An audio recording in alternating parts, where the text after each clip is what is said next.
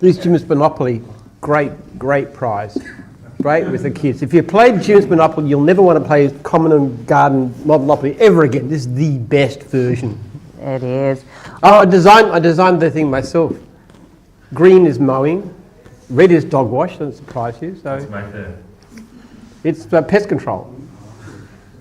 There you go. Alrighty, everyone. So it's lovely to see so many people here. We hope everyone has had a fantastic first day of Jim's group induction training. Now we're going to get ready to do our Ask Jim session.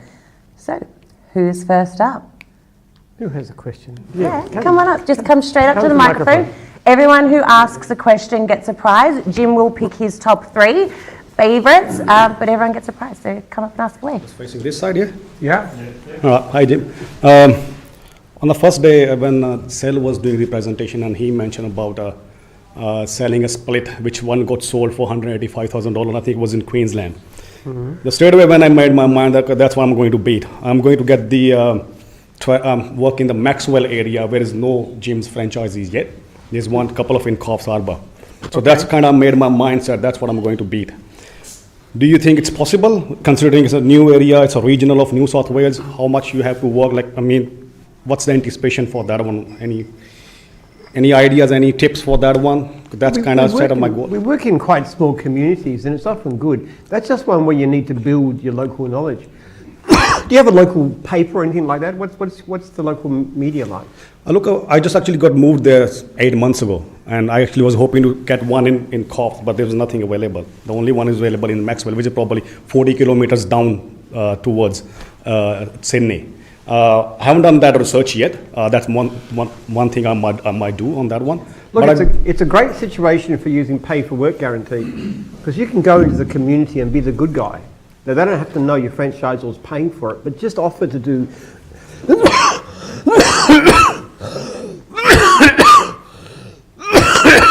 Sorry, I'm not dying. Yeah, just offer to do. Anybody in the community who needs things done, just put yourself out there. There's somebody who can help people and become known for that and build a good reputation. We had a guy do that up in, where was it, Mildura or somewhere like that, and he got destroyed in the local paper. It just really went viral. So you have a great opportunity to build that local connection. Join everything you can in the community. Just become part of them. Get to know people. Go in with your uniform. What division are you? Cleaning. Cleaning. Yeah. Tell you what, who doesn't need a clean? Yeah. If you go out there and you say, who in the community needs a clean? Who do you know is a pensioner, old, anybody else, widows, anybody else? Who needs some cleaning done? I'll do it for free as a community service. Yeah, I know a couple of farmers up there, and also they know actually a couple of real estate they bought the farms of. Maybe that can be a startup. Yes. With them having a chat and then get to know your local, local Facebook group or those kind of things too. There's usually local community type pages that you can sign up, get online and get in touch with them. Locals are very good for us actually. It's often better in a small environment because you can become known. But do you think it's possible to hit that mark? To be able to split 5 years time? I don't know how many households are there.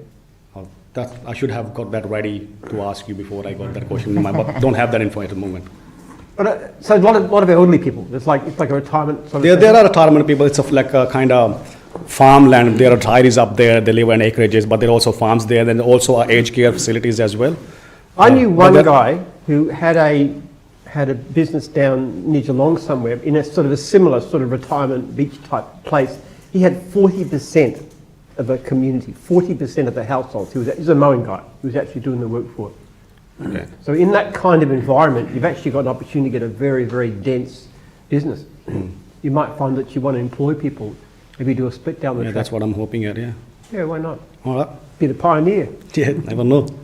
Thanks very much. Good. Fantastic. Cheers. Question. Who's up next? Absolutely. Head up to the mic.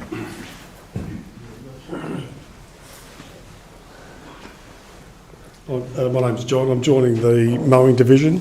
Good choice. Good choice. It's actually my second time here. I was here 5 years ago, and our wife and I we joined Jim's bookkeeping, and I've been an accountant for 40 years. But my passion has been mowing and gardening, so I'm back again. A discussion was happening at our table this evening about setting up as a sole trader versus the company, and it's a question that I got asked a lot as in my bookkeeping time. I find it a difficult question to answer. I tend to lean to sole trader, not to overcomplicate things. Isn't it a matter of the individual position that you're in, really? I don't think there's the same answer for everybody. I run as a company, quite obviously, but for many years I ran as a sole trader. But I don't think I had a company until I started franchising. As long as you can distribute. Being in business for yourself, as you know, for a booking background is tremendously beneficial. There's so much you can do with your income, and you can split your income with your partner, all kinds of things like that. So you've got great advantages, whether you're a company or not. I think it's more relevant when you get to a larger scale. I think so, yeah, and that's what I tend to say to my clients, is if they're not sure, is to start off as sole trader, and as they grow. Interesting, you've gone from bookkeeping, accounting to gardening. Yeah, exactly. Yeah, guess what I was doing at the weekend? Gardening. Gardening, yeah. I was planting fruit trees and passion fruit vines. The greatest amazing fun of all. I just love gardening. Yeah. Well, I worked as a finance manager for construction companies for 25 years with one group, and the last 5 years since COVID, I'm up to my 5th job in 5 years, and I'm in my mid-60s, and approaching that sort of number of 67, and I'm not ready to retire. And I think the model that you're running here allows us to do what we want in the time frame we want and how we want to do it. Listen, you're just a kid. I'm 73. Just I might have a bit more hair than you, but I'm significantly older. Yeah. I think it's great. Look, we have a lot of mowing guys that are still up here in their 70s. I know one just passed his 80th birthday. It seems to be, particularly for that division, we have a lot of people who are really 70 plus. Yeah, I did my training with one 70-year-old, and I couldn't keep up with him that day, and he sent me home halfway during the day. Well, it'll keep you young. Yeah, exactly. I'm biased. I have to admit I'm biased. I can see all the cleaning people and the dog wash and everything else, but mowing, gardening is a fantastic job. Why? Because it has so many things that make people happy. Working physically, keeping fit, working outside, contact with nature. These are all really big positives if you look at the science of human happiness. So it meets them all. But then again, other things. Dog wash people too. That's a great. If you love dogs, that's one of the best jobs you could possibly have, because you're doing something that's fun. Yeah. So if you love what you do, it's great. And your own business. Why isn't it? Yeah. Thank you. So just before you go, a question for you. You've been here 5 years ago. How are you finding the training experience this time as opposed to 5 years ago? Well, yeah, when we came, it was the week that all these shutdowns began, and in Victoria we probably had the strictest rules in the world, I think, in terms of. So it was a little bit disruptive. We had some people on site, some were doing it online, and then we didn't have any sort of, I guess, communal gatherings or dinners and meeting with others. So this time around, we didn't have to do the induction for the gym's franchise model, but we wanted to do it again, so just to set ourselves up for success. But listening to franchisors who have been out there and done it and learned, that was invaluable, especially with John Govic this afternoon. Fantastic. Yeah. No, thank you. Yeah. Thank you. Our training is very real, isn't it? People who've done it. It's not like in a TAFE where you've got people who just learn everything from textbooks. Everybody who teaches here is somebody who's actually done it themselves, including myself, of course. Yeah, good comment. Alrighty. Anyone else? That's all right. Well, fantastic. Coming up. Had to write it down. How are you, Jim? I'm Justin, joined the mower division as well in South Australia. You've built one of the most recognised small businesses in Australia. What still drives you? It's a lot of fun. I love what I do. I couldn't think of a better job in the world. People talk about retiring. Let me tell you, you know what's really tough for me is taking time off. I go a bit stir crazy. The toughest time of the year for me is Christmas to New Year, when I can't be in business. I find that really difficult. I don't even know why anybody would want to take a holiday when they're having the time of their life. And what I do is deeply meaningful. I love to be able to help. I love seeing franchisees successful. terrific. It's just really amazing. I just had a call just before I came here from a guy who started just a few years back. His turnover in the last year was $2.5 million. He's a mowing guy who's built this massive landscaping business. He's got 7 guys working for him, and he said it's just completely transformed his life. I mean, that sort of stuff is amazing, that sense of achievement. And I have a research foundation that I'm funding, which I think could make a really big difference. And I couldn't do that if I didn't have a business. So I have a very strong sense of mission. I am really having fun. I don't believe in retirement. I just don't see the point. I love what I do. I hope you do too. Oh, I can't wait to get started. Like, it's just, I've spent all my working life working for someone else, and to get an opportunity when you can just do it off your own bat and have that drive and the passion for it is, Absolutely. Well, I love being a mowing contractor too. I thought that was a great job. I was very fit working outside, just a sense of achievement of doing jobs well. It was just, being in business for yourself is marvellous, in my view. I know it's not everybody's taste, but just to me it's so much fun. Yeah. And that endless challenge, how you can do better when you're out there. It doesn't matter whether you're running a business like mine, or whether you're mowing a lawn or cleaning a house. How can I do a job better? How can I do it more efficiently? How can I give a better finish? How can I delight my clients better? How can I increase my hourly rate? Just the whole thing, it's marvellous. And then you've got the feedback, that sense of fellowship. If you use the system properly, with not just with your franchisor, but with other franchisees, coming to meetings, and that sort of sense of... I've been out with 3 franchisees, and they've all got that same drive. Yeah. They've just set themselves up, and this is what we do, and we love it.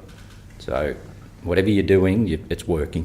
Thank you. That's what we want to hear. Thank you. Yeah, come on up. Hi Jim, I'm JP from Handyman in Melbourne. Yeah, JP. If you could create a franchise in ancient Greece, what service would you provide and how would you make it successful? Wow, interesting. I don't know. Slave trading, maybe? The thing is, in those kind of societies, the manual work was largely done by slaves, so it's not quite... they were great traders. They were great at business in general. I reckon some sort of commercial franchise would be the best of some kind. The Greeks were like that. Have you got a Greek background? Or you Yeah, I do. Hence the question. I know you love ancient Greece, so... Yeah, I do actually, I do. It's actually, if I go on Google, you know when you go on Google and you start going down, I was quite astonished to find out all these incredibly interesting things about human evolution in ancient Greece, because that's interesting topics to me. So I keep on asking things, Google reckons, hey, you're interested in that, so I get some great stuff. Yeah. We're just reading stuff today, yeah. What period of Greek history do you like? I don't know. I don't know how to On pull the that spot. far. Yeah, I know. You got me now. Whatever your favourite is. I love the classic age of Greece. That's just amazing. You know, when I was 14 years old, somebody gave me a copy of the Peloponnesian Wars by Thucydides at the age of 14, and it absolutely hooked me. I used to read every book I could find about that subject. Even like before the age of video games, I had maps on the floor of my room, giant maps. And I had Greek city-states with armies and stuff fighting amongst each other and stuff like that. I was crazy about it. And my research project that I'm doing is actually come directly out of that interest. Yeah, because wow. I was interested in history, Greek history, Roman history, and wanted to know why such brilliant civilizations actually declined. And that led me to study of history in general, and then into cross-cultural anthropology and biology and all kinds of things, coming up with a very different understanding. Amazing. Yeah, it is amazing, isn't it? Yeah. Yeah, Very good. Greek history is the best. You know, there's a game called Rise of Rome. I try not to play too much computer games, but there's a game called Rise of Rome, and it's about how these 3 Roman factions are sort of, trying creating empires, and there's all the others like the Greeks. I don't like to play the Romans, I like to play the Greeks. So I take on the Greeks, and when I succeed is when I sack Rome. That is my wish in this game. And a second question, or more of a request, can we hear your fiendish laugh?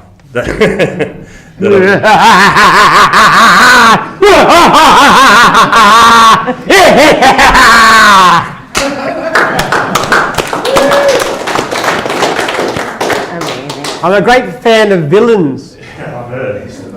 When I was at school, we did a play, a sort of review, and I was Munro Murgatroyd, who was an arch villain, who was basically we had this fiendish plan to take over the school, and this sort of I was trying to become the school captain, and I had a line that goes something like this. 3 years in the sixth form have I been, before which twice in fifth, yet my experience is spurned. This manly do-good, who's the good guy, standeth in my way, and therefore must removed be. I will to lofty Merton Hall, which is the sister school, and so forth like that. And that's why I developed the fiendish laughter. I used to, when I was standing out for the part, I used to go down to the shed under the house and practice my fiendish laughter. And the neighbours wanted to know, what television are you watching? What's your program? The sound echoing under the house. Yes, that's right. Yeah. Oh, fantastic. Villains are good. Yeah. Excellent. my daughter and her partner actually got me a what do you call it? A CD and a what's the plug-in thing used for computers with the all the Simpsons with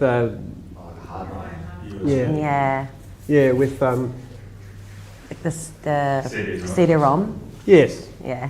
So all the what's the name of the villain? Sorry, Mr. Burns. Montgomery Burns. Yeah, Montgomery. Everything with Montgomery Burns. When my kids will be listening to The Simpsons, if I hear the sound of Montgomery Burns, I would come out and listen. I'm known for being a great fan of villains. So who's your Smithers? Yes.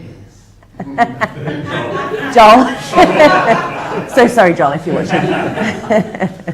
I think you make a pretty good Smithers. Oh yeah, look, I'd agree. Sorry, Joel. Yeah. Sorry, Joel. Yeah, I reckon. Got to love the villains, actually. Have you ever seen? You see the first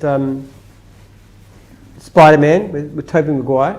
Yeah. It's some great villains. I love the Green Goblin. I just think he's one of the best villains.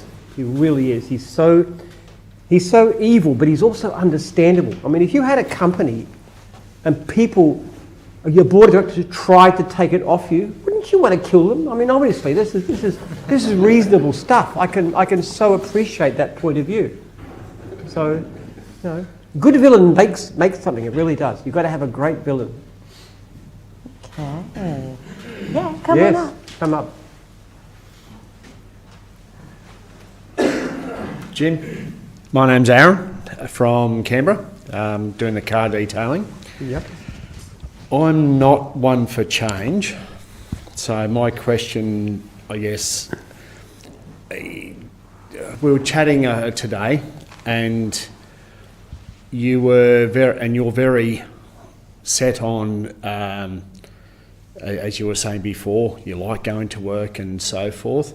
And I mean, we've all joined this for obviously, you know, the attraction of what you do and so forth. Have you got a plan and succession for when you do? Like, have you got an heir to the throne, or that's someone that you've got set up to keep going as you? Still looking. I've got one daughter who's very strongly involved. She's running with her partner. She's running Jim's Removals. They're doing a very good job. Very, very smart young lady. Yeah. Rest of my family, I don't know. My wife's very heavily involved, and she's 7 years younger than me, so I think she can play an ongoing role. She's actually Congratulations. Well, yes, she's also drop dead gorgeous too, so double congratulations. But yeah, so I've got hopes. When I eventually do go to that you know, great lawn mowing franchise in the sky eventually, I'm setting up a system with a board, which is partly elected by my children, somebody to represent my research institute, and somebody elected by you to be on the board of directors. And there's also, as you heard this morning, there's a clause that says the majority control of Jim's Group cannot be sold without the written consent of most franchisees. So I'm really trying to set up a system that will continue in some way the Most of the money is actually going to the foundation. A little bit for my kids to help them with houses and stuff, but most of the money goes to the foundation. But I'd like to see it continue in my family. The one thing I don't want to do is be taken out by some greedy capitalist who rips my franchisees off. That would be the ultimate nightmare. Yeah. But I'll probably live another 20 years, so done. Go hard. Yeah. The I guess back to you. Like you've got a certain faith. Yes. Yeah. And back to the comment of the Greeks and the Romans. Do you get offended by comedy such as Life of Brian? Or I love Life of Brian. isn't it a good movie? Yeah, so fun. Monty Python is the best. I got to say, The Holy Grail is one of the best films of all time. I think that is so brilliant. Who's seen Life of Brian? You've got some good taste out there. That's good to see. Yeah. I don't know how anybody who's Christian could really think that was serious. It's not knocking Christianity. It's knocking, cults and just fantastic. Remember the scene where he's writing Romans Go Home? Yes. And the guy comes along and ticks him off for having the wrong grammar, which if you learnt Latin at school is so hilariously funny. So he ends up doing all this writing with paint on the walls. It's just so funny. It's a classic movie. It's brilliant. Yeah. Thanks very much. Yeah. Thank you. Thank you. I'll have to check it out. Okay. Yeah, come on up.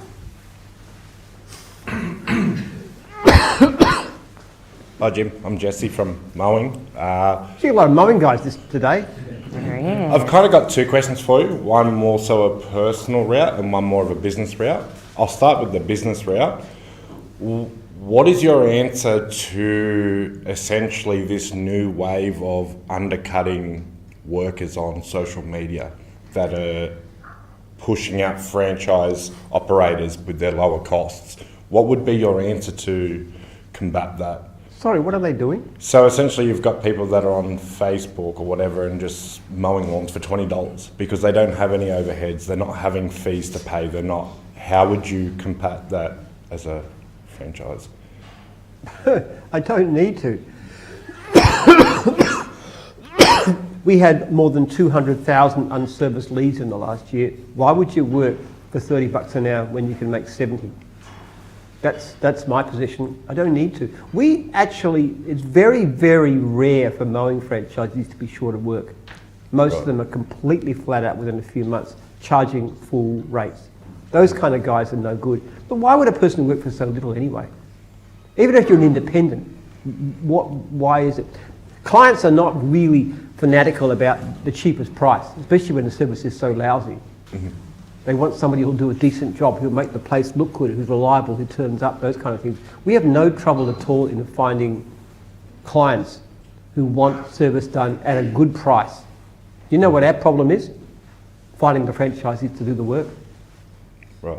We could put on another 100 franchisees tomorrow, and we have no trouble finding work for mowing, and from most other divisions too. Dog wash. We have got so much work in dog wash that we've actually stopped charging advertising fees for the last year because we just got so much of it. There's no point. The advertising is so much in surplus. We just don't need to charge it. So the same thing with mowing. People get too hooked on price because they're thinking retail. They're thinking going into Myers and into Woolworths and buying cheaper stuff. It doesn't apply in the service industry. You don't need to cut prices. And I don't think it's a good idea because by charging properly, you actually get to attract and keep the best operators. And as far as fees are concerned, your average fee, the average franchisee in mowing, according to a recent survey, is turning over just under $3,000 a week. Now, for someone like that, your fees is around about 6% of turnover. But bear in mind, this covers everything. It covers advertising, it covers support, it covers the buying group, it covers all kinds of things. So it's an incredibly cheap deal. 6% makes no difference at all, especially by simply wearing this brand. You can charge an extra 10, 20% without any trouble. Mm. We've had people, there was a forum once where there was like one of these online things where there was a new franchisee, one of the gymnast things. he was actually asking, he said, I'm in a new area, I'm the only gym around, so I want to know what to charge. And you know what the answer came back with? They said, find out what the other people are charging and put at least 10% on top. Because simply by carrying that brand, you can put at least an extra 10% on. That's what they told him. And that's a lot more than what we charge in fees. Right. So my second question being is, obviously with your found success, how do you deal with the fact of the people around you being with you because they want to be with you, or hanging around you because of what you have to offer? That's a good question, actually. I like that one. I like that one. Yes, it's very good. To be clear, I've been here 15 years. I'm here because I enjoy it. We do tend to have very long staff, don't we? We do, People stick very around high forever. retention. Joel's Yeah. been around for almost as long as you, about 12 years now. Yeah, 13. 13 years. Yeah. All right, yeah. I don't have any problem with that. I have wonderful personal relations. I have the most amazing wife in the world, 24 years, crazy in love with each other, really crazy. It's sickening, actually, if you see it together. People are like, oh, come on. Children are always rolling their eyes. So I've got the most wonderful wife. We adore each other. I've got amazing children.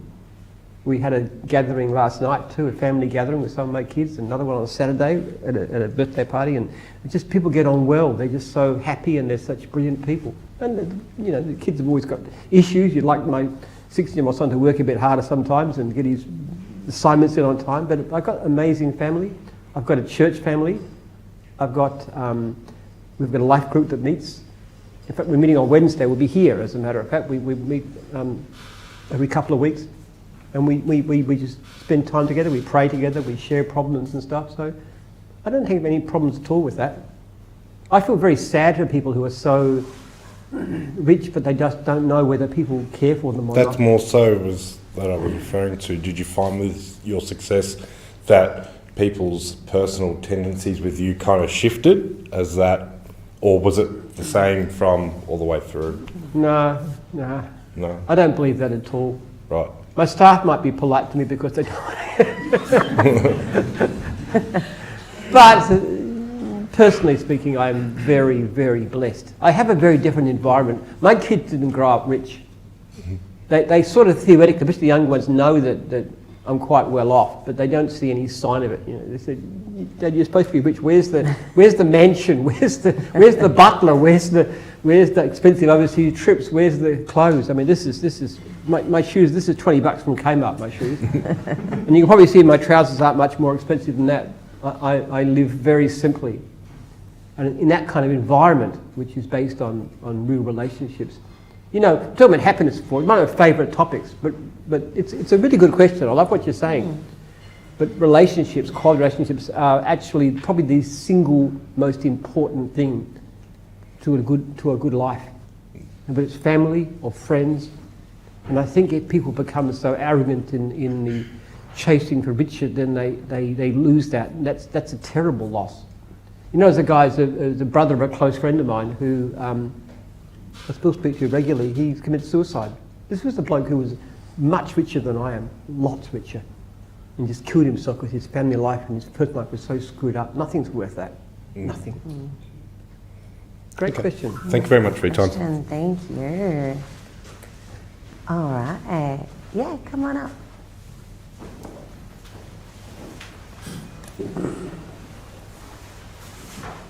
G'day, I'm Nick from Gippsland doing pool care.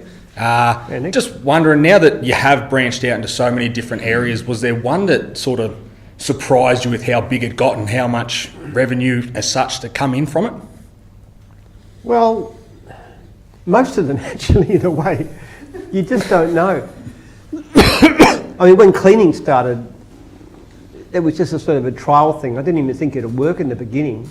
It's now closing in on mowing. They reckon they're going to be, Hader reckons they're going to be pastors in about 3 years, aren't they? I know. But he's got a fight in his hands.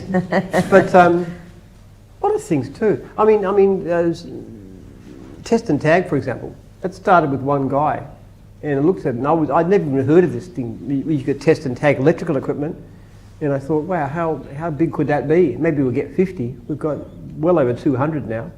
Yeah, right. Building inspections started by Paul Comfort, still run by him.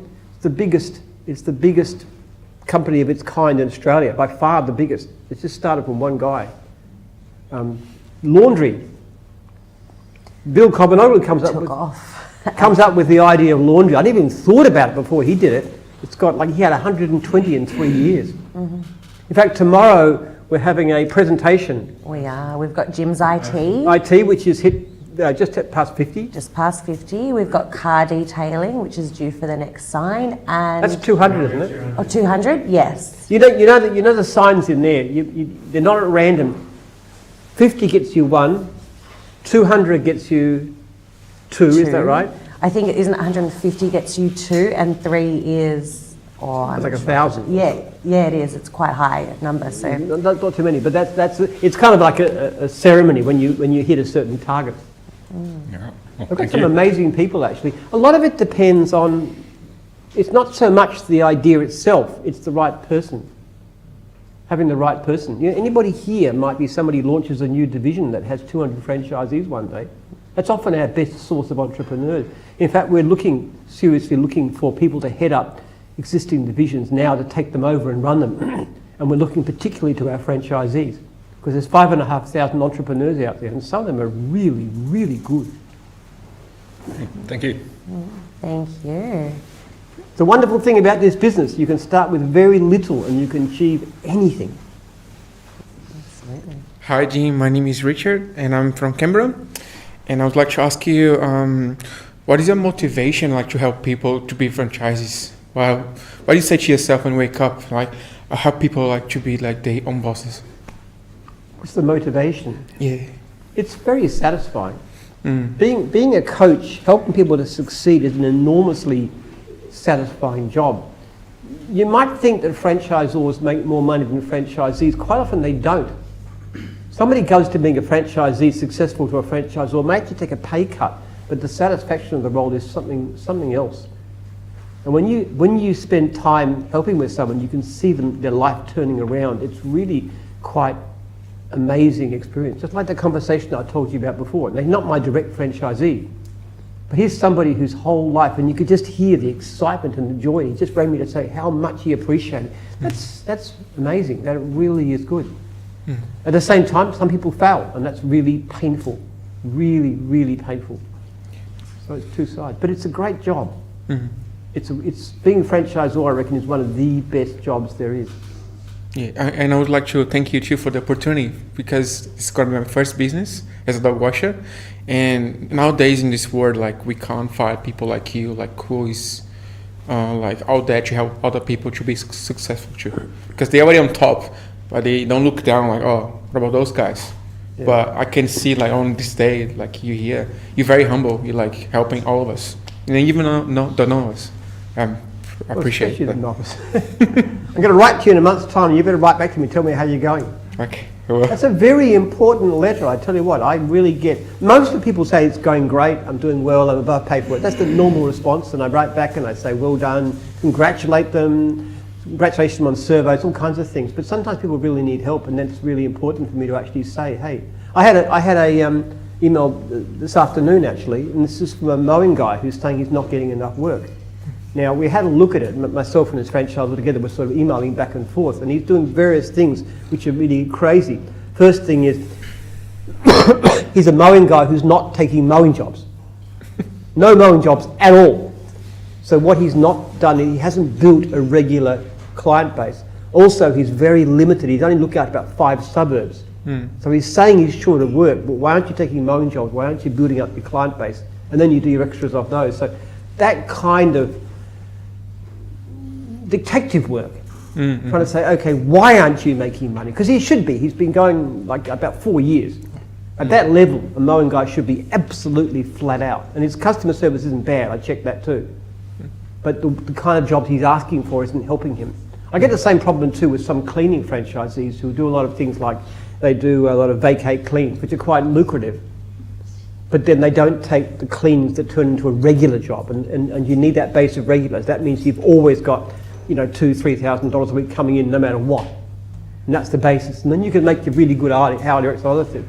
So it's that kind of stuff too. It's very, very rewarding And I get an absolute thrill out of it. When I wake up in the morning, I've got some purpose to. It's good. Thank you, Jim. Thank you. Fantastic. All right. Very nice.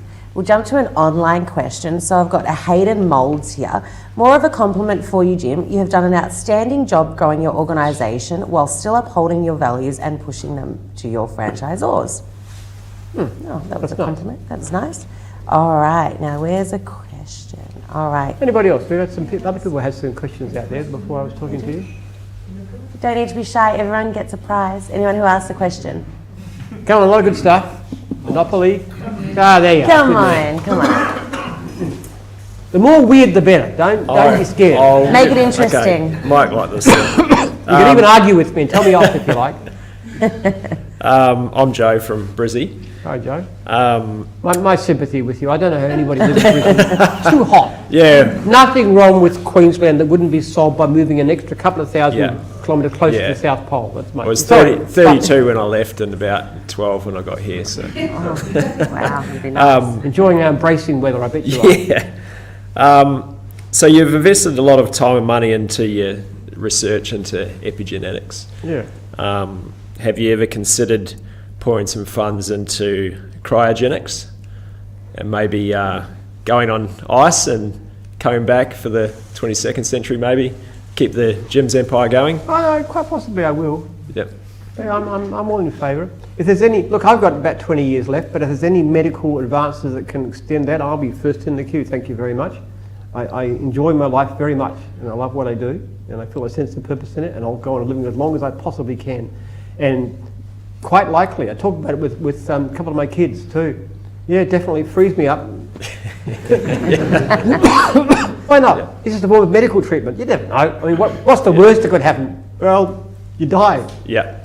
Apparently it's already started. I've got a better place up there anyway, so no big deal. Yeah. Cool. Yeah, you like cryogenics? You think it's a good idea? I know very little about it, but apparently it's already started, and even in Australia, people are starting getting frozen, and the hope they can be brought back later. But it makes very good sense, actually. Why not? I mean, we do all kinds of things to like cancer and heart disease and dementia. They're looking at all kinds of ways. Why not? It's just another form of medical procedure. Hey, not quite ready for you yet, mate, but just get into the icebox and we'll wake you up when we've got something. We got all fixed. How about that? Yeah, sounds good. Good question. Thank you. Good question. Nobody's ever asked you that one before. Absolutely. What about Botox, Jim? Would you ever try Botox? Nah, I'm quite happy to be ugly. My wife's good looking enough for both of us, actually. Okay, come on up. Hello, I'm Chloe from Townsville, far north Queensland. It's very cold here compared to where it is at home at the moment. I've got two questions for you. First one is, what gets you out of bed in the morning? A sense of purpose. No. I have three main purposes in my life. One is my family, my children. I've got 10 kids and I love them dearly and I want what's best for them. Second is my franchisees, which is you. And the third is my research project. So I have a very strong sense of purpose in what I do. And that includes me doing things like first getting out of bed, but also keeping fit, exercise, diet, all kinds of things, living a good life. Yeah. But a life with meaning, with purpose. Yeah. Second one is, what is a hobby that you have that we would least expect you to have? Least expect? Or that would surprise us? I don't know. It wouldn't surprise you if I said I love gardening, would it? It's probably pretty obvious that I do. I read a lot. I try not to play computer games too much. I think that's a hobby, but it's a particularly good one. Okay, I love doing jigsaws with my wife in bed naked. How about that one? Definitely surprised. That surprised you. Thank you for that vision. Look, we said you could ask anything. Anything at all. Fantastic. So I do have a question here from Michael Freeman on Facebook. Hi Jim, what is your favourite food? Do you have any health food hacks that have kept your energy up over the years? Now, favourite food has different meaning. If you ask me what is my favourite food, if you ignore health, Nutella straight from the jar, all right? If you get me close to a jar of Nutella and a spoon, I cannot stop. To the extent that when they have Nutella in the house, they have to hide it because I can sniff it out. But they put it in obvious places like the bread maker, which I can easily find. Because once I get my hands on it, it's gone. So the only reason I'm not out to there is because we don't have Nutella in the house or anything else. So It's like when you got the gifts, you got sent Nutella as a gift. We had to auction it off to the staff. we got somebody heard I like Nutella, so they got, you know what the catering packs are? They're about that big. They sent 4 of them to me. Now I do not need that around the place. So yes, I raffled them off to the staff. Did you get one? I didn't know. No, Sharon and I helped hide them under the chairs, so we knew everyone who did those. So we should have rigged it next time. Yeah. All right. But as to actually foods that are good for me, which I like, which I eat a lot of. I like berries actually, blueberries and blackberries. I think they're really, really good. I mean, a lot of those, a lot of fruit, like apples, particularly envy apples. You get them from Woolworths, they're really good. So I'm a big lover of fruit. My wife is a brilliant cook. Lee is just fantastic. I know I keep on raving about it, but she's pretty amazing. She can cook vegetable stuff, because I'm mostly vegetarian, which is just so tasty. And sometimes it's basic stuff from my own garden. You know, I get a lot of stuff in the garden, like potatoes and pumpkins and silver beet and all kinds of things. And so you can cook that into the most amazing dishes. So, yeah, a lot of things. I do like healthy foods, but just keep me away from the Nutella, I'm right. Anyone up next? Who else has got a question? Everyone gets a... Yeah, come through. Come on up. Sharon, your dog wash people aren't asking a lot of questions. No, they've been a bit quiet. They told me they all had questions. They usually get triggered to ask questions like, what's your favourite division? We've had that one in the past. I couldn't pay them enough this time. No, you couldn't. So I've only got one question, but firstly, hi, I'm Jared and I'm from Windang in the Illawarra region, New South Wales. So yeah, and it's a pleasure to be here and it's an honour to be here. Thanks, Jim, for everything, and good to have you. Thanks for all the help from all the other staff. My question is, because I'm actually moving further down south the coast for my my franchise. So what are the challenges of a rural region with a smaller population? How would you go about that? Look, it's not as easy as going into a city where we're completely well known, because you do have to launch it there. But as I was saying before, if you can build some strength with the community, you've got to become known. Regions are very personal. Having said that, we're probably stronger in regions than we are in the cities per household. But the reason for that is because places like that have great lifestyle. Yeah. You've got laid-back lifestyle, you've got relatively low-cost housing and rents and stuff, unlike in the big cities where they're exorbitant, but you can still make a very good living. So we have a lot of franchisees who want to live in a nice rustic or seaside area, pleasant environment, low cost of living, friendly, that kind of thing, but also make a decent living. And they don't always have the industries and stuff that you can do it. Yeah, exactly. Yeah, I looked in mine because it was sort of away from where I was living. And there was no real serious competition down there, and there was demand. So with the ageing population down there, a lot of people in aged care and things like that, and just the amount of clubs and stuff down there, and there's just so many different places that would need the services that you're providing. So I was really blessed with the opportunity. So it's a very good market for us. Yeah, absolutely. Elderly people with all kinds of needs, and you can do a lot more than just you're cleaning. You can change their light globes. Exactly. We have franchisees who do shopping for clients. Wow. Just bang a nail knittle or something like that. Yeah, providing that service for them. Especially people don't have family living nearby, which is often the case in those kinds of areas. So you can really be, like a surrogate son. It's quite good. Yeah, exactly. The way I think putting it. Yeah. Thanks for your time. I see the cross there. Yeah. Do you like it? Thanks so much. Yeah. 18 karat gold. I love it. I wear it every single day. I want it stand. I never take it off. Yeah. I wear it in the surf and I wear it to bed. It never comes off. So yeah. Keeps me safe when I drive too. Thanks for your time, Jim. Thanks so much. Fantastic. Thank you. So while we're waiting for our next person to come up, we've got Jason Smith, who looks after and supports many of our Jim's Group divisions. Jim, are there any new divisions in the pipeline? Jim's towing is just starting off. Jim's Tow Bars Plus? Towing. Towing. We do have towing coming. You know that. You know more about than I do. I do. It's Tow Bar. We've got Tow Bars Plus. Towing is interested, but we've just launched Jim's Tow Bars Plus. Towing is coming up shortly. They've just got their contracts. Yes. Yep, they have. So we've got two. So we've got Jim's Tow Bars Plus and looking into Jim's Towing. They haven't signed the contract yet, but very close. We also have, what else, Jim? We've had quite a few. Someone looking in to take on Jim's personal training again. Really? Yeah, okay. Yeah, so we've had inquiries about that. You know more than I do about these things. Yeah, I do. On the handles list. She's the new division. New divisions, yeah. So we've got quite a few in the pipeline that are coming. Artificial turf, that's a new and exciting one that we'll be starting into. So yes, yeah. Yeah, we asked the mowing guys if they minded, and they said no. We're very happy to do artificial turf, but they do some of it, but they'll get a lot more too with this new division. So it's quite different. Yeah, that'll be a good one. Absolutely, yeah, it will be. So ever growing. So any of you here could potentially be launching a new division at some point in time. Always open to new ideas. I get an inquiry about a new division probably at least once a week. Only a very few of them come through, but it's not that difficult. It's actually amazingly easy. To launch a new division doesn't cost much more than a franchise. Mainly in the costs of just getting the website done, this kind of stuff too, but it's very achievable. Absolutely. All right. Driving school's going very well. That started with a Mowing franchisee from South Australia, Lance. Yeah, Lance has done fantastic. He's got quite a few on board at the moment. So, anybody here from driving school this week? No, I don't think we had any from driving school this week. So I'll have to crack the whip on Lance. Come on, Lance. Next one's your aim. All okay, right. who else? Come on, you get it. Everyone gets a prize who asks a question. Come on up. Yeah, come on. I can look at it. I knew this guy had a question. Hi, Jim. My name's Dane from Mowing. Bit of a personal question. I was listening to one of these AMAs a few months back, and you mentioned that you were raised Mormon and you left that. Is that correct, or?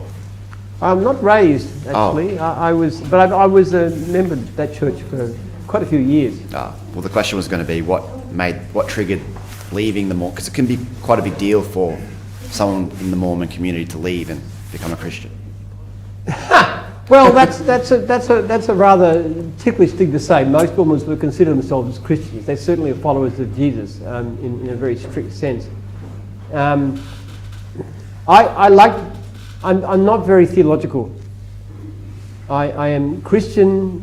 I treat Jesus as my rabbi, but I'm not really concerned about details of theology. Mormons have a lot of very strange beliefs. They also believe things like that Joseph Smith had the Book of Mormon was given to him by revelation. Well, it's pretty clear to me, even at the time that he wrote it himself, he made it up.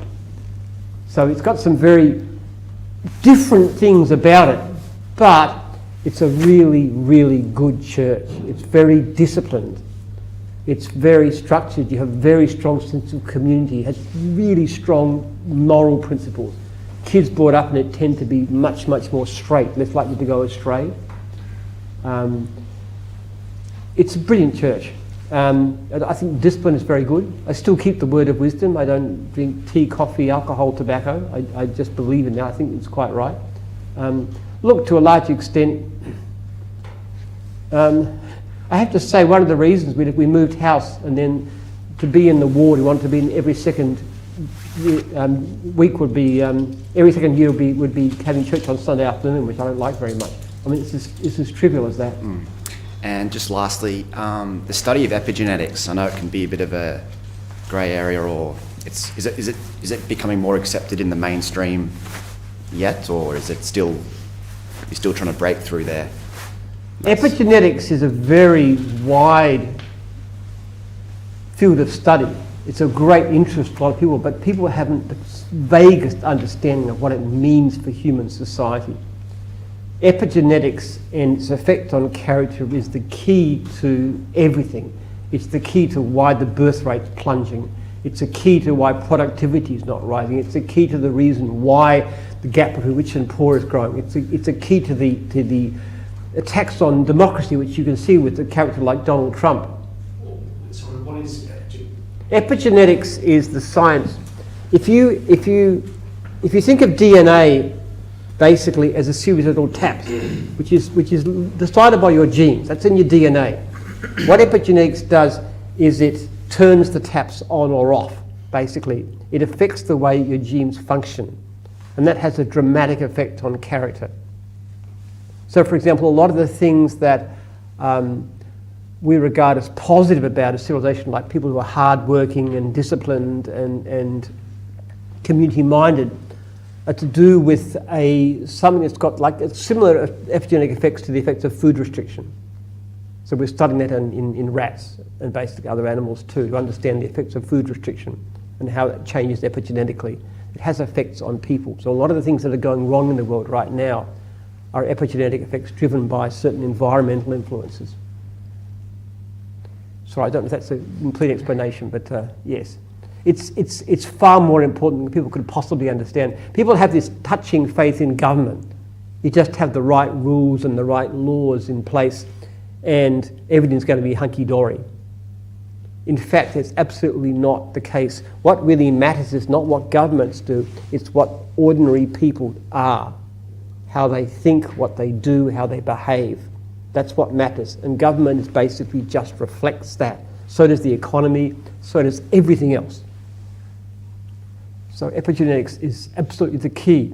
And what we're trying to do is develop ways of triggering the effects of what's effectively mild food restriction to improve character, help people to be happier, help people to be more effective, better parents, better husbands and wives, better citizens, happier, more fulfilled. It's everything. It can change the world. Maybe just conditioning and how you're brought up, your values, things like that. Yes, absolutely. But then again, it's the spectre of society. Wealth itself is very corrupting. Wealth, like the surplus of food that we have, especially junk food, is very, very corrupting. It changes character. Decline in sexual mores has effects, especially in the young. Things like the commercialism of society, the competitiveness, this idea I have to be better than somebody else, just going for instant wealth, the speculating, gambling thing, all these things, social media, these all have very, very negative effects. It's got a lot to do with the way your dopamine system works. So it's a bit complicated. But there's an enormous range of influences on the way we behave and experiences of life, which changes character. And you can be the best parents in the world, but your children are going to go out into the community and they're going to get influenced by other people. It's very difficult. Like, I am a regular church goer. Of my 10 children, 1 regularly goes to church, 1. And we've done our best, but it's very difficult. Oh, fantastic. Good question. Alrighty, so I've got one here from Matthew Nash online. What are some key components that you think gives Jim such a reputable brand? Why do you ask your franchisors to honour the paid-for-work guarantee for their franchisees instead of Jim's Group? Jim's is now a global brand. Oh, he's asked 3 questions in one, so let's just stick to those 2. Why do you ask your franchisors to honour the paid-for-work guarantee for their franchisees instead of Jim's Group? Because it's a very effective way of getting them to build a business. It's actually shown that we don't always have enough work. Sometimes we do have enough work to keep people busy from the word go, which is fantastic. We don't always. What we have found out, if a person's giving even reasonable customer service and they go out and offer freebies, they will always build a business. It really, really works extremely well. In the early days, we used to just give them income to a certain level. We found it didn't have much effect. We found we could offer a much higher level of pay-for-work guarantee. And by the time they started doing freebies, then they start to build a regular client base and a repeat client base. It's just very effective.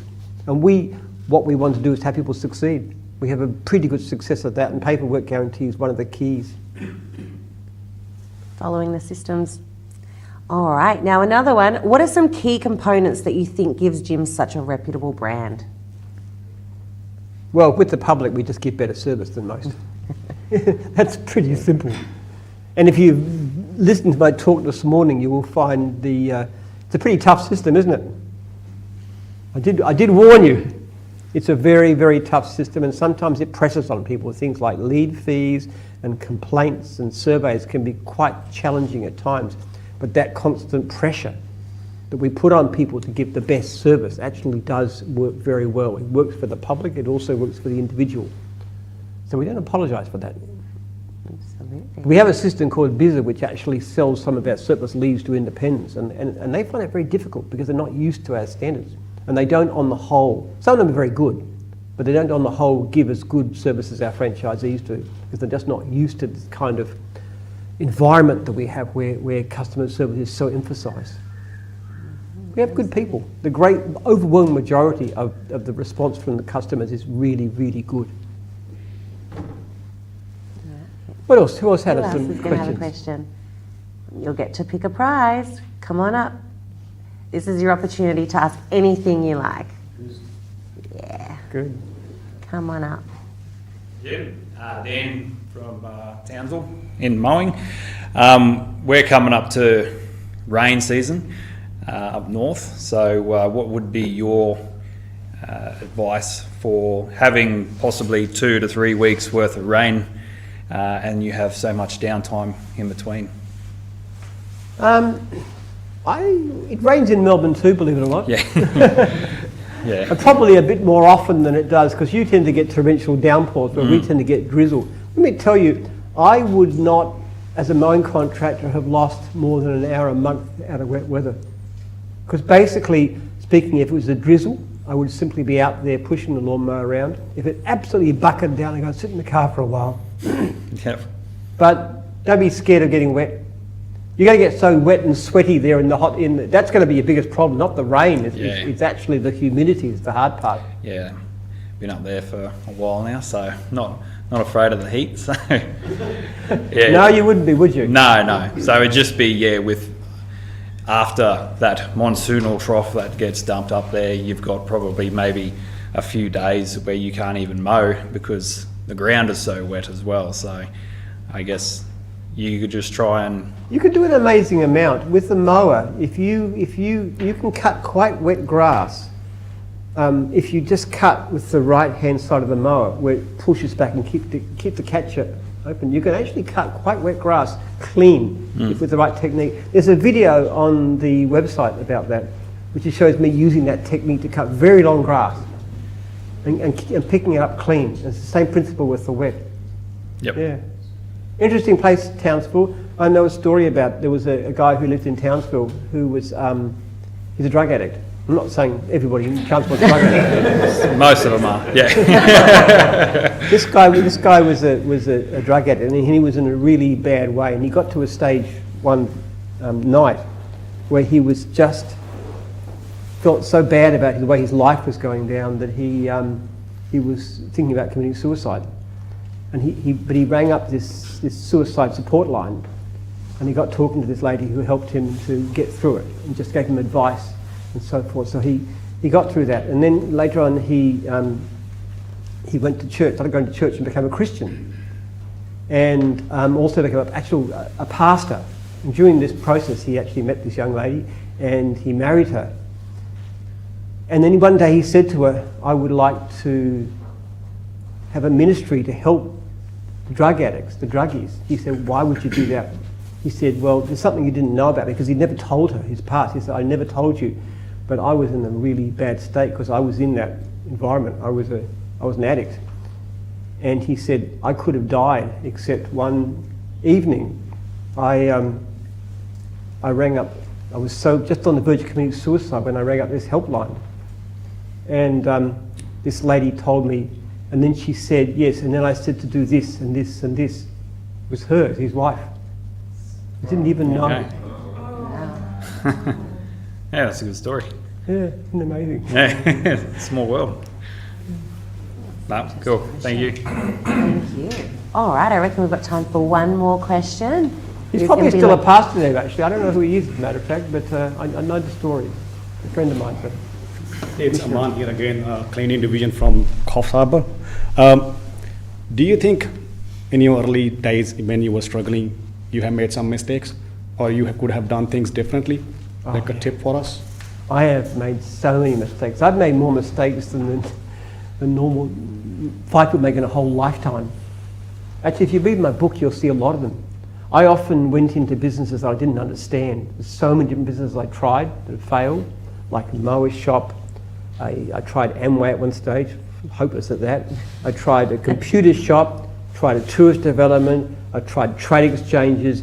I tried a shop to build trailers, a factory to build trailers. I've tried, what else have I tried, Steph? I mean, there's so many things that I've gone into which I should never have gone into. I made so many mistakes. I tend to rush into things. I tend to get excited about business I don't understand very well and jump into them. But it's just a case of learning. You look at what you did wrong and you say, how can I avoid making this same mistake again? And gradually you become wiser. And I'll probably look in 2 years' time and look back at what I was doing in 2025 and say, oh, Jim, you idiot, what were you doing that for? I just keep on trying new things and learning. And don't be afraid of making mistakes. I reckon it's...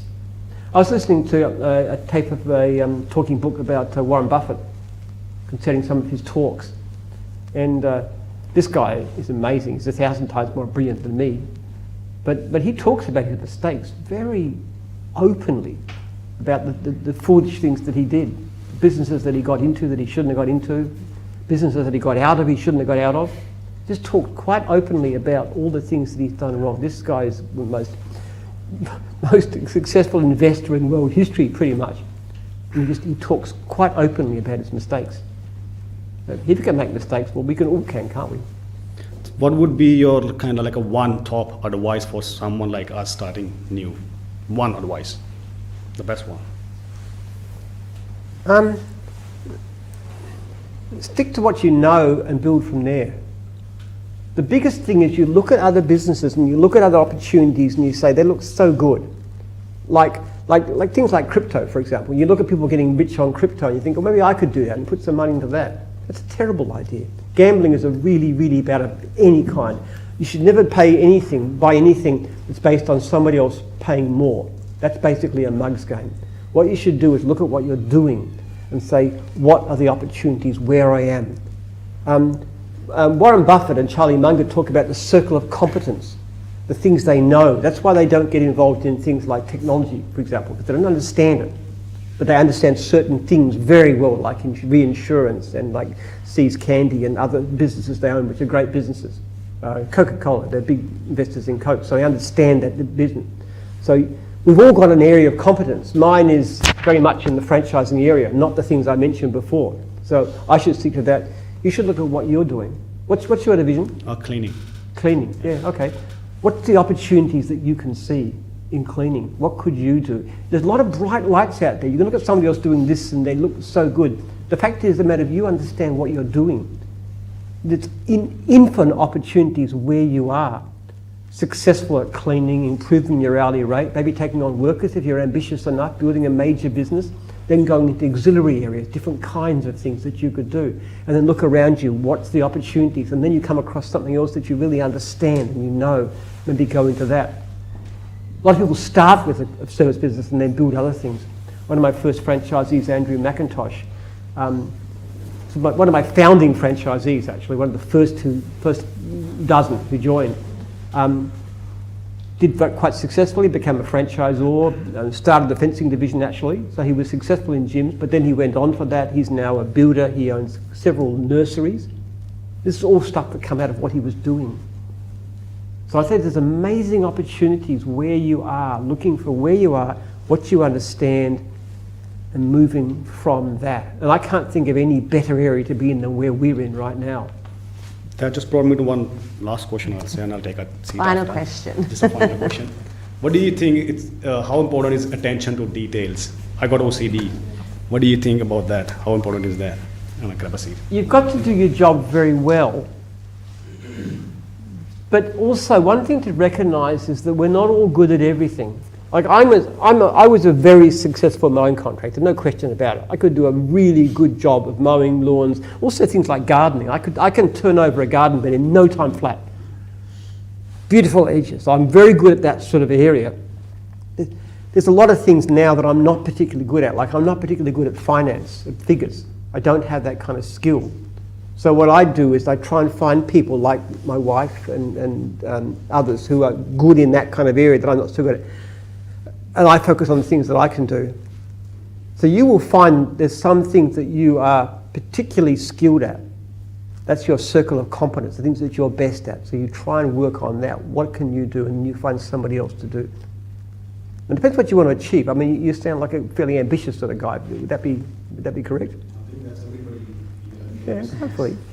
Not everybody's going to become a millionaire, but some of you probably will. You'll do very, very well. That's just not uncommon with us. But look to improve. The biggest thing is to look at whatever you're doing and saying, how can I do it better? Every day you ask yourself that question, how can I improve? That's the one thing that you most do. And it's tempting to look at other things. It's all the bright lights, people making money out of this, and money out of that. Man, that business looked good. What are you doing right now? And in a sense, it's like what I've done. You know, I started the gardening business back in 1970, charging $1.50 an hour. Everything I've done since then is just built from that very, very limited start. Even back in 1970, $1.50 an hour was not a lot of money. It was ridiculously cheap, but I didn't realise that at the time. But then I just learned and I learned and I learned, and I just got better. And it's no great breakthrough. So you can do the same thing. If you have that mentality that says, how can I improve? What can I do better? How can I get better? And the same thing with Warren Buffett. I mean, it's very interesting. Buffett and Munger, they're both amazing figures, just talking about that learning process and the mistakes they've made and how they've learned, and they've done this wrong and that wrong, but learned this lesson here. It's very interesting. I'm a great believer in books. I read obsessively or listen to talking books, probably on average a couple a week. I keep on learning and reading and thinking and talking to people, like talking to my franchisees, trying to learn what people are doing. There's a lot of people in gyms who are a lot smarter than me, and I'm always trying to learn from them. People like the cleaning guys, and people like Bill Cobanoglu and Haydar and Ali and those. And there's some really amazing people in gyms. So they do things a lot better than I do. But you can learn from everybody. That's the great thing about this environment where you've got so many people to learn from, which I didn't have myself in the early days, but you do. There's great videos. Go to meetings, talk to people, ring people up, make contact. You'll find people like Bill will talk to you. Yeah, a good question. Great question. Fantastic. Do you reckon you found your favourite 3? Yeah, I get some such. It's very hard to pick actually. I love the story about success and friendship. Who said that? How do you know people are? That's right. I love that. That's nobody's ever asked me that before, but I think it's a great question about what's the meaning of success, and money can be such a barrier. I love that one. You get to come up and come and choose whichever you like. Come and choose. The question about styrogenics is good. Who asked that one? Yeah, that was a great question. Nobody's asking that one before. Pick whatever you like. And one more. Who mentioned the life of Brian? I thought that was such a classic statement. That was you. Come on up. All right. Come on up and pick your prize. Very good question. Thank you, people. And thank you everyone for taking the opportunity to come down and do Ask Jim live. We look forward to day 2 tomorrow of induction training. Enjoy that. Thank Feel free to you. email me.